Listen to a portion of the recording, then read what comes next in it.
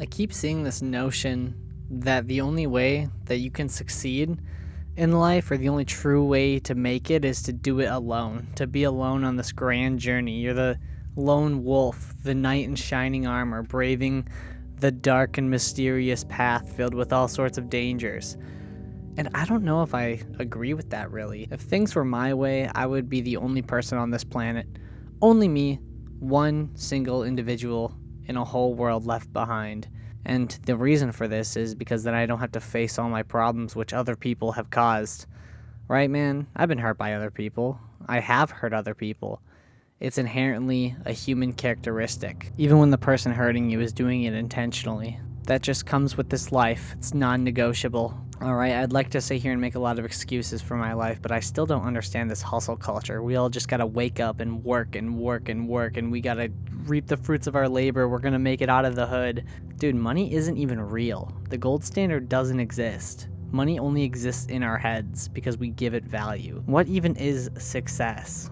Why should I care about attaining it? So I can be praised in the eyes of other people? Well, if nobody existed, it doesn't matter. Status in and of itself is also kind of a social construct, right?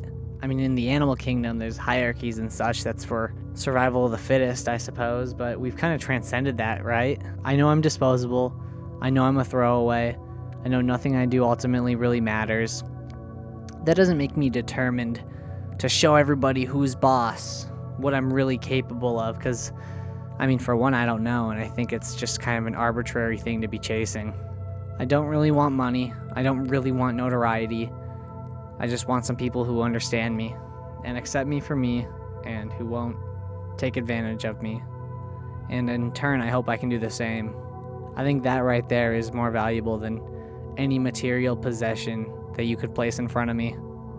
And it's cliche to say that, but everybody just thinks that they're alone. This whole generation, man, raised by goddamn computers and social media and comparison, we just get the idea that the top 1% of people are the most valued, and everybody else is just an observer living in the shadow. And that's not true. I mean, you can carve your own life, and success to you is going to mean something different than success to another person. And that's okay. I don't think we should put a standard on what success should be either. Having a lot of money would be nice, yeah. But if I was alone, if I had $100 million and I just rotted in my mansion alone with nobody, you know how miserable I would be? I'd take it all back, dude. You know how I miss the days when I was in school, being an insecure kid and just not knowing where life was going. But we ended up here, and we will end up all the other places I'll end up, I suppose. It's too rare to do it alone, man. I mean, at the end of the day, everybody's got to do things for themselves. No one can always be there for you. But that's just how life goes. That doesn't mean they don't care about you. It just means other circumstances get in the way. Life gets in the way. It's a really hard thing to have your trust shattered by someone who you thought you could depend on for anything. And it's a really hard thing to recover from. It's hard to be vulnerable. It's hard to be genuine, I suppose, in this day and age. But that also is a societal construct. The fear is all in your head because nothing really matters in that sense. Nothing will happen to you if you conform to society's expectations, and nothing will happen to you if you choose to take an alternate route. Choosing to be real and honest with yourself and with others may make you hated, but those aren't people you would want to be associating with anyways. Because there are people who truly will mend with you. You can truly form a real bond with. And I mean, man, that's all you need. That's it. I think prioritizing that is pretty logical. When I met the greatest friends I think I'll ever have, we started hanging out a lot, as you do. And I conformed a lot socially. I wasn't very expressive, or I suppose I wasn't very myself, in quotations. I don't know what the hell I am. But the point is, they noticed. They knew. And for as much as I thought that I wasn't worth it, I was maybe a drag, they respected me.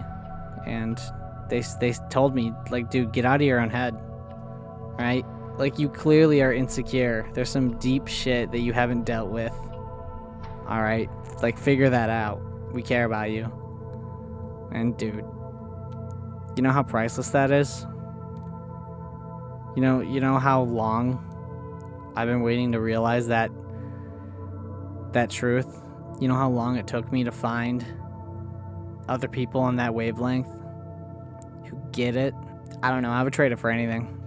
From my experience, the desire to be shut in and avoid people entirely and to not make friends is just being scared of trusting someone and having it broken, or being scared of letting someone down. Those kind of internalized views, social views. It's like a defense mechanism because you're hurt. But if you have some big goal you want to go attain, please, by all means, go do it. Don't let me stop you. But I hope it was worth the sacrifices. People tend to notice you more once you're worth something. They tend to care about you more because your inherent value has gone up, but those aren't the people who you want. You want the people who care about you for what you are right now. Or I suppose before you are something. It's a tricky thing, I know. But why would you ever want to do this alone? Even if the world sucks and people suck, why would you want to do it alone? I don't know, maybe I'm just coping though.